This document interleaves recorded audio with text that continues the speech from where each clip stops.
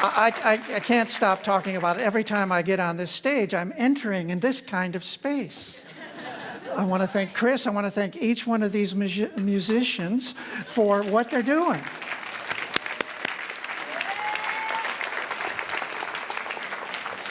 You know, what happens is they take this whole room and they gather it together. And we join into the same stream. We're feeling the same thing. It's an amazing thing to do. Spiritual practice, from my point of view, is about what's happening right now. What's happening in this room. What's happening inside you. That's what we're here about. That's what this whole talk is about. That's what this whole service, that's why we're together in community, is to join together in this awareness. In fact, that's the theme of my talk. It really is about what happens when we join together in prayer. What happens when we begin to find that same energy in us that is in everyone around us? What happens when we begin to realize what that energy is and who that is? That's the divine. That's what we call God. That's spirit.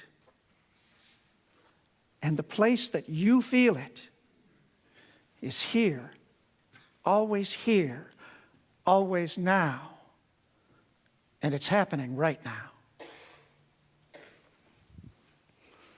My talk was kind of set in motion by something that Reverend Edwards said in his last talk of 2012. He was talking about prayer. And he was saying, you know, when you get stuck in prayer, there's an interesting thing you can do. If you pray for someone else or for something else, suddenly you'll find that block is gone. And I thought about that. What is going on there? What is it about praying for others like we're doing as a community right now, where people are committing every day to pray for some aspect of their community, the economy, water, the environment, the fire department, mothers, children. Each day, we're all turning our attention to some aspect of the community we live in. And there's a power there. There's something going on among us as well as from us. It brings to mind an experience I had recently when, following Reverend Edwards' suggestion, we put together a group of people who love to pray. And we prayed for the education ministry. Now, there are many people in this room right now who fit that qualification, but this was 4 of us, ministers and practitioners. And as we prayed for the education ministry, it was just remarkable what happened. We began to talk about it. It was as if praying for something other than ourselves unleashed us. And the treatments were beautiful. They were like music. They were like singing. When I would look across the room at each face as they spoke, or close my eyes and sit there listening, I could feel in my body the energy that they were connecting to. They were connecting to something they knew within themselves. And they were speaking it with that conviction of truth. It was real because I was feeling it. It was real. And it didn't matter whether it was loud or quiet, demonstrative or subtle, passive, quiet. We all remarked how we were energized and at peace at the same time. And we said, we'll just do this again because we love doing it. Doesn't matter what we pray for. That's the power of prayer. That's the power of praying together. And that's the power of praying for something other than yourself. So why is that so? What happens when we pray together and we begin to direct our attention outside our normal realm of concerns? First, I think we need to look at what prayer really is. And for me, the essence of prayer, the ultimate prayer, something that I heard first quoted from Muhammad, the founder of Islam, the prophet of Islam. And he said many times, he said, "Oh my God, cause me to see that which is truly real." That's the essence of prayer. We're saying to ourselves, we're saying to our world, we're saying, I want to know what's really here. I want to know the truth. I want to know what is truly real. And in Islam, they even go further with that and they say the heart itself will never be gladdened. In fact, it's only gladdened by knowing what it knows for real, for sure. So I think that impulse is in us. And I mean more than know in just the intellectual sense. I mean know it in a bodily way. So, our heart's desire is somehow wrapped up in this idea that it's really good to know what is real.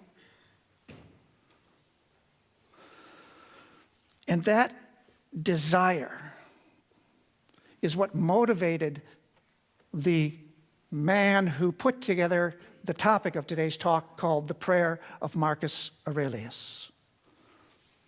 Marcus Aurelius was an emperor of Rome, and he was also a highly conscious individual. So that's a rare combination. He wasn't the son of the emperor, by the way. He was adopted as an adult, as they did politically then.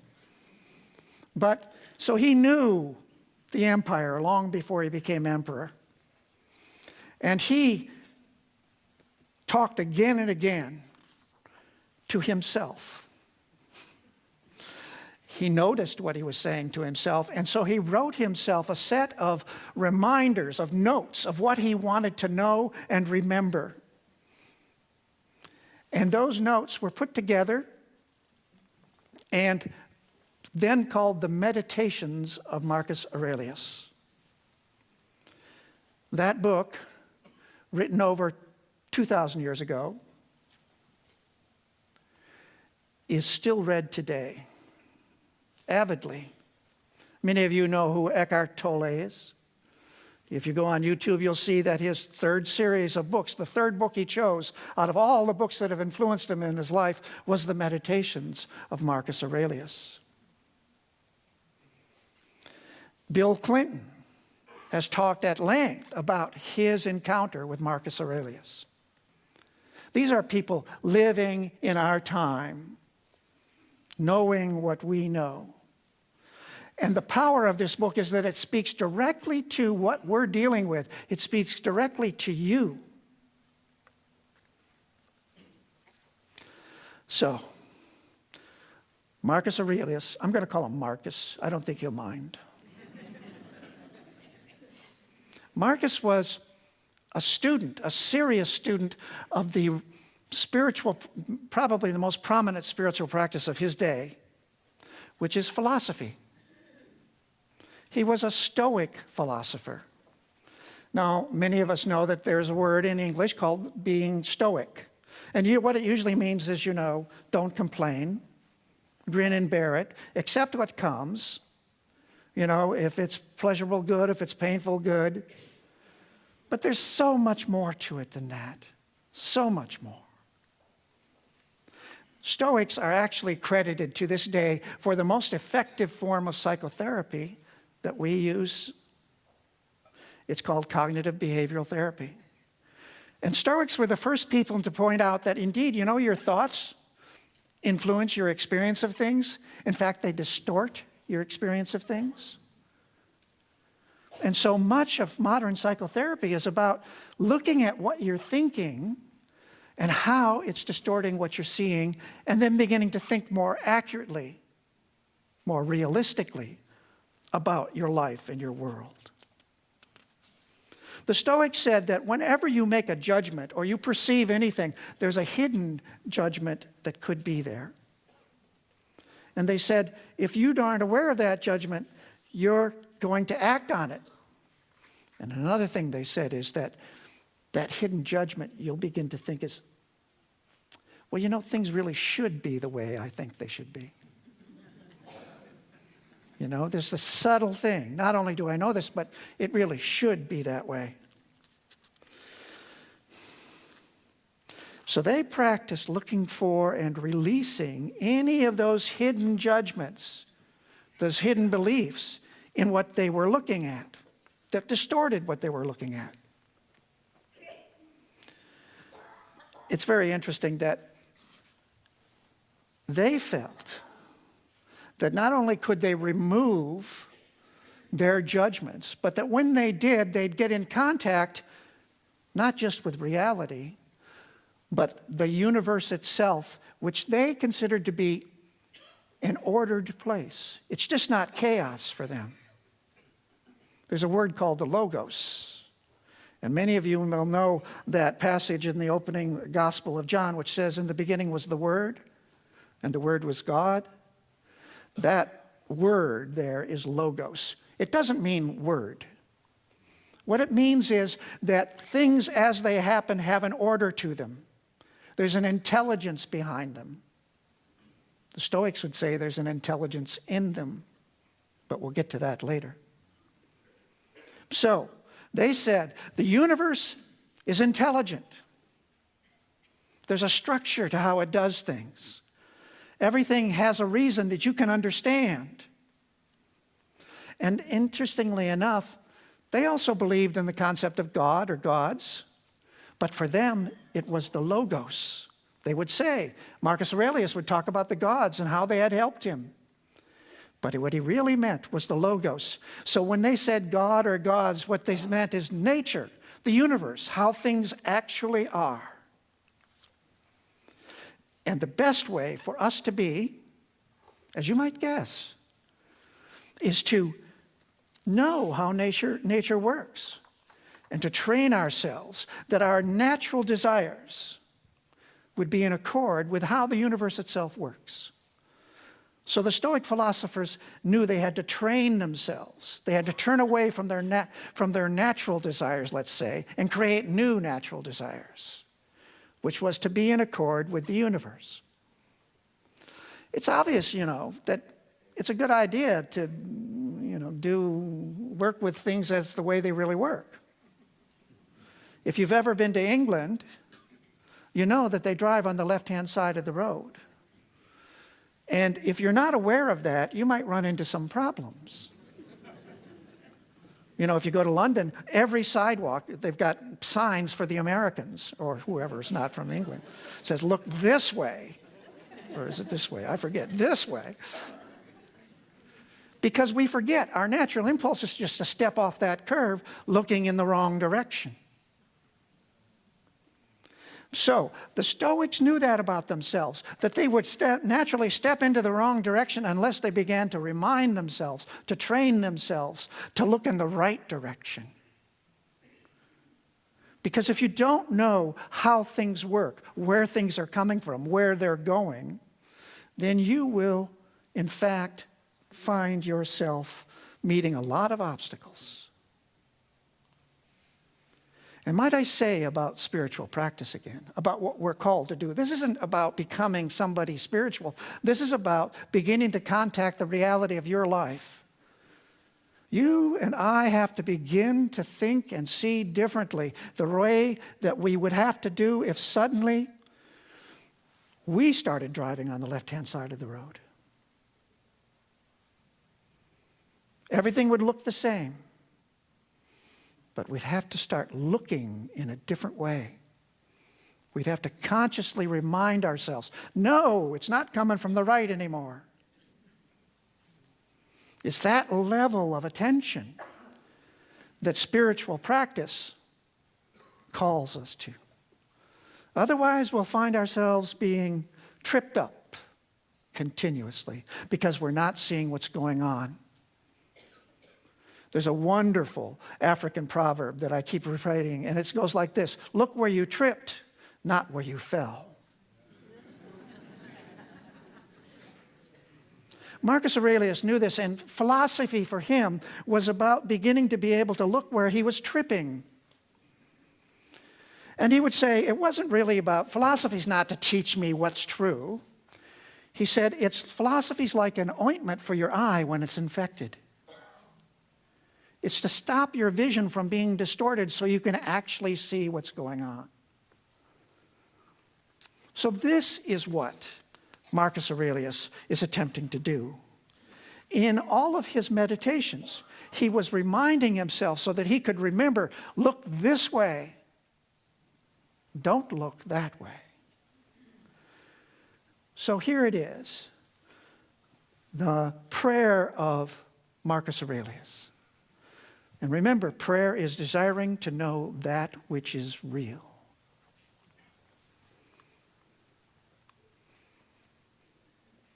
Everything harmonizes with me, which is harmonious to thee, O universe. Nothing for me is too early or too late, which is in due time for thee. Everything is fruit to me, which thy seasons bring, O nature. From thee are all things, in thee are all things, to thee are all things. In this that we do recognize to be a prayer.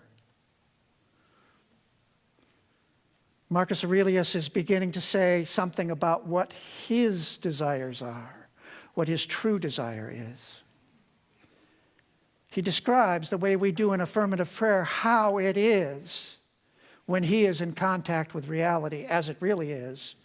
He says, everything harmonizes with me. Nothing is too early or too late. Everything is fruit. And then he begins to talk about where and what is happening, where this is happening, what is happening. And he says, from thee are all things, in thee are all things, to thee are all things.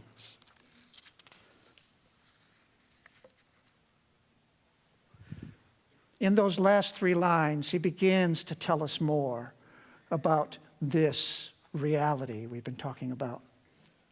Because for him, the universe was not a dead collection of atoms which happened to be in order.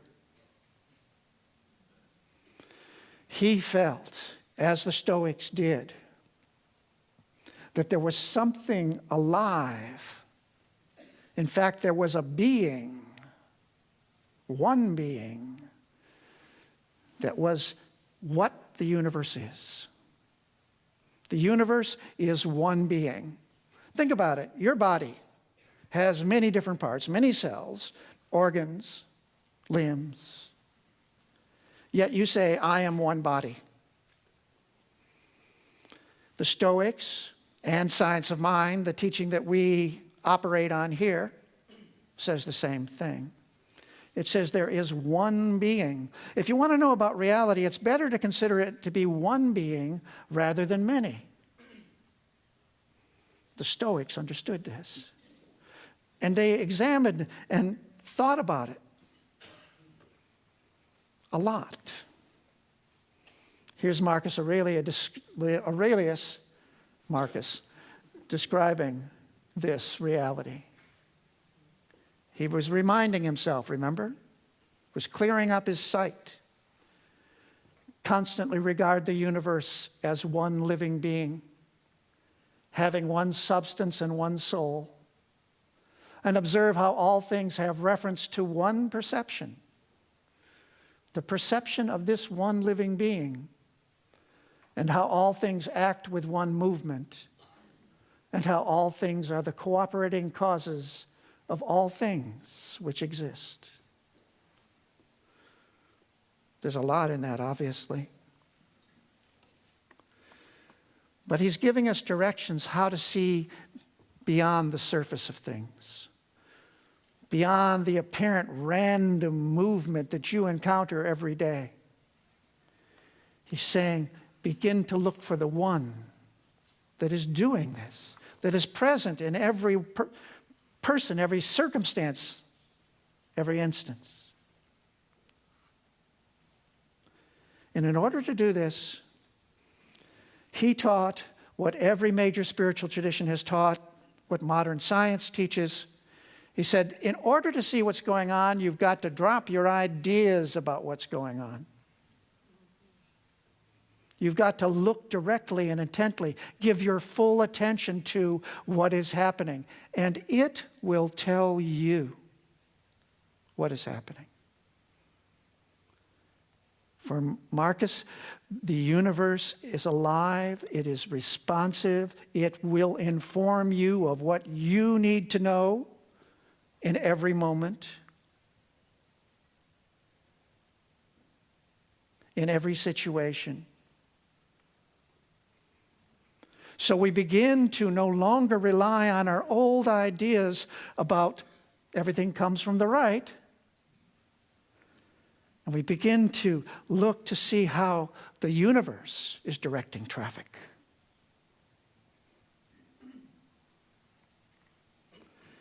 What we do is we step out of what we have thought we are. We step out of our ideas about who I am, what I think.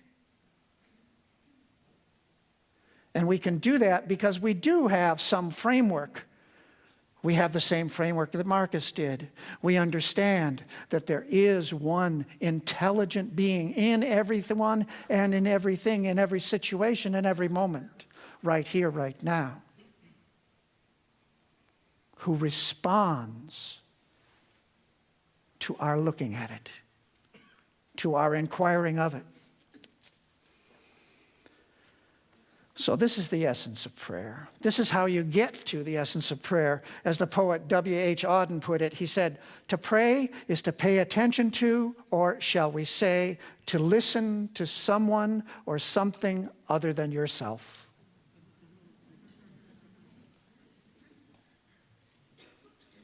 We don't tell God what to do. We don't tell Spirit what to do. We don't tell that one living being what to do.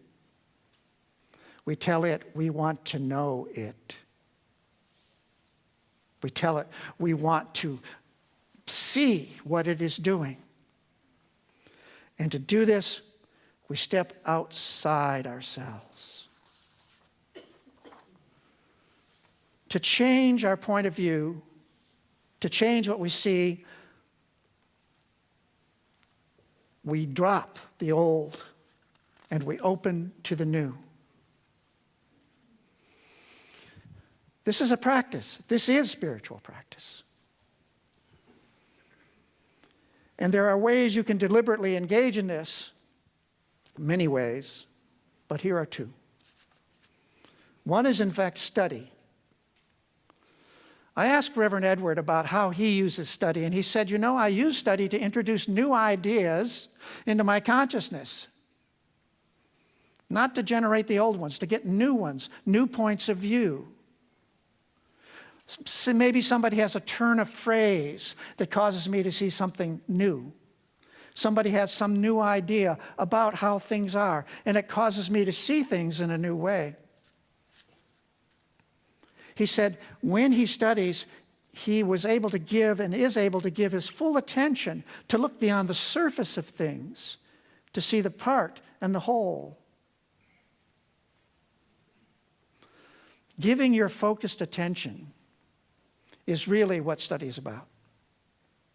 And in the class that I'll be starting on Tuesday, we'll be paying a lot of attention to your attention. How to use it, how to expand it, how to focus it, how to enhance it. It turns out, by the way, that if you want to improve your life, and by improving your brain, this is what you do. You do what study is about. And we'll be looking into that in detail. So study is a way to bring in something new, a new way of looking. But the other way I want to talk about today is that one that I began with, which is praying with others. There's a book of the month for affirmative prayer here at the center. It's called Multiply Your Blessings, a 90-day prayer partner experience. And in it, they describe the power of praying with another person, a prayer partner.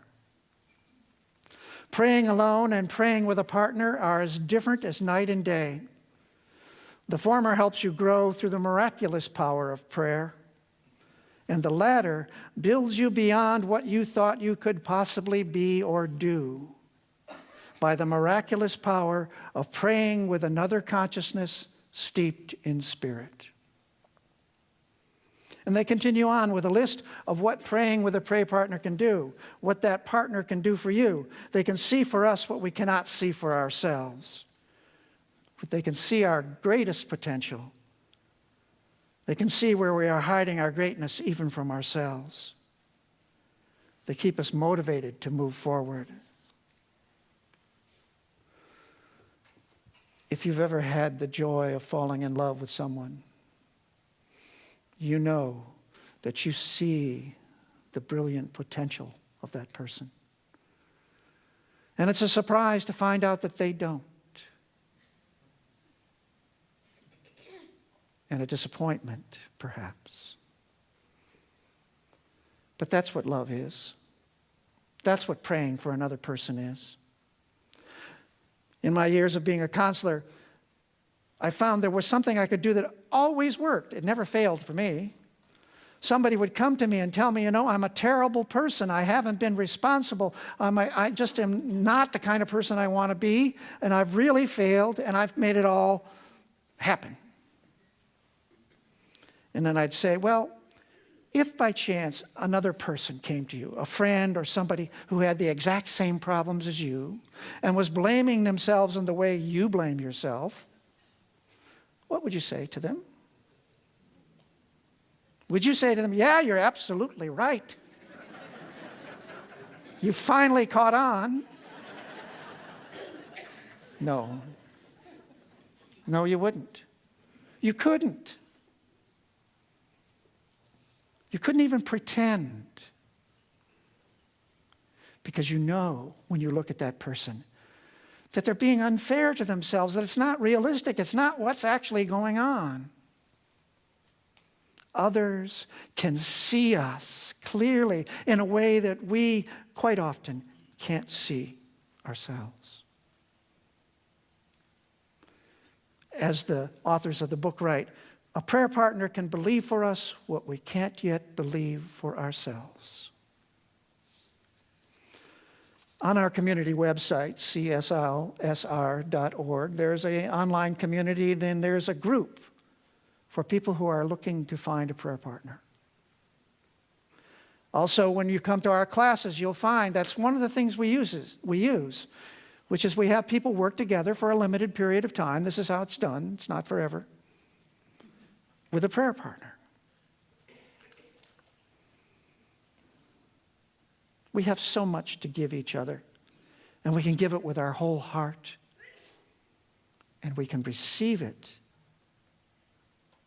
from another in a way that we can't give it to ourselves. But I want to return in closing to a statement that the authors also made about prayer partners. They said, they spoke of the miraculous power of praying with another consciousness steeped in spirit. That's what was going on in that room, praying for the education ministry. But recently I had the experience of praying with Buddhists in Cambodia and in Bhutan. And even though I am myself a Buddhist, their language, the use of the words, the ceremonies that they did were totally foreign to me. But it didn't matter. It didn't matter whether I knew the meanings of the words or the proper way to perform the ceremonies. What the words meant was far less important than recognizing what was happening as we prayed together. We were all connecting to something which I myself recognized in me. And I could see them connecting to it in themselves. They were reaching out beyond themselves to connect to something beyond what they have known themselves to be. And they would probably have given it a different form, but we know that it is the one that they are reaching out to. We all feel that there is more to us. We all know that there's more to us within. That's the one calling to us to say, there is more here than you are now letting in. That's why we love praying together. When we're praying together, we're in the activity of connection. The connection between us comes because we're connecting within us to the same source. We speak of this every day here, every Sunday when service at the Center for Spiritual Living. In our closing statement, which I'm about to read to you, and we will do again at the end of this service. But this is what the speaker from the platform says. Know with me that you are never alone, that God is right where you are, that you have only to look within at any moment to know that you are guided, sustained, and empowered by a presence that expresses itself as you in this world. In deepest gratitude, let us lead our lives accordingly, so that in everything we do, say, and think, we pay tribute to this idea that the natural home of God is in every person.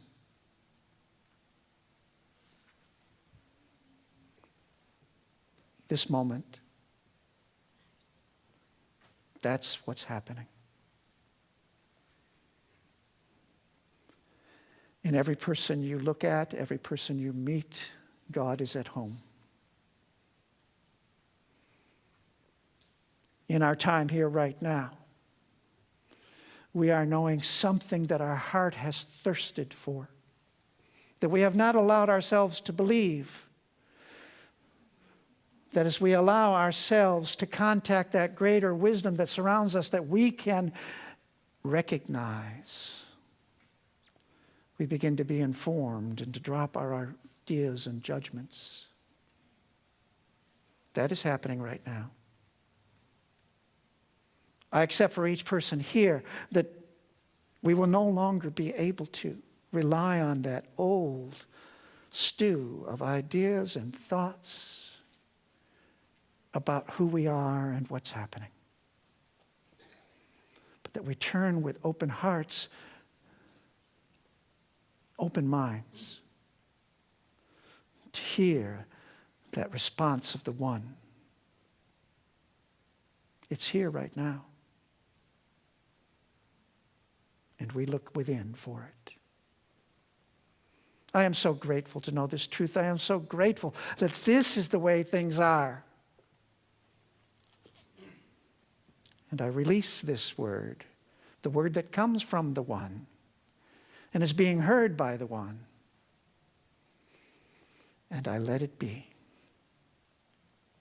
And so it is.